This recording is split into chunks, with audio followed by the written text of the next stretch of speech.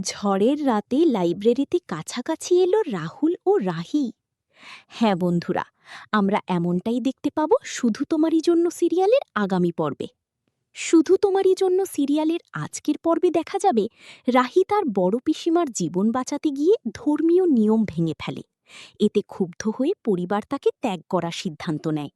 অন্যদিকে তিতলির আচরণে হঠাৎ পরিবর্তন আসে, যা পরিবারে নতুন করে সন্দেহ তৈরি করে। পুরো ঘটনায় কর্তব্য, ত্যাগ আর সম্পর্কের টানাপোড়েন স্পষ্টভাবে উঠে আসে। পিসিমার অসুস্থতায় সবাই চিন্তিত হয়ে পড়ে এবং দ্রুত ডাক্তার আনার চেষ্টা শুরু হয়। কিন্তু পয়লা বৈশাখের পুজোর কারণে নিয়মিত ডাক্তার পাওয়া যায় না।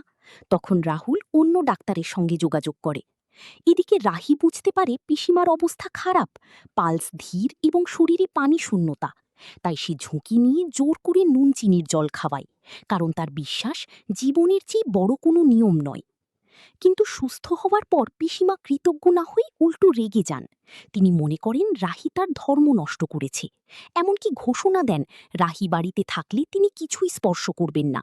ফলে রাহিকে ঘর ছাড়তে বাধ্য করা হয়। অন্যদিকে তিতলি নিজের বাড়িতে ফিরে এসে একদম বদলে যাওয়া আচরণ দেখায়। সে আগের ভুলের জন্য ক্ষমা চায় এবং সংসারের কাজে নিজেকে যুক্ত করে। কিন্তু পরিবারের বড়রা তাকে বিশ্বাস করতে পারেন না।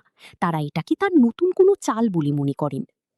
এই সময়ে রাহুল ও রাহির সম্পর্কেও দূরত্ব স্পষ্ট হয়ে ওঠে। রাহুল জানিয়ে দেয় এই বিয়ে সে শুধু বাবার জন্য করেছে, স্বামী হিসেবে কোনো দায়িত্ব নিতে সে প্রস্তুত নয়। শেষ পর্যন্ত পিসিমার জেদ আর রাহুলের উদাসীনতায় রাহি মাঝরাতে বাড়ি ছেড়ে বেরিয়ে যায়, কোনো গন্তব্য ছাড়াই, যা তার নিঃসঙ্গতা আর কষ্টকে আরও গভীর করে তোলে।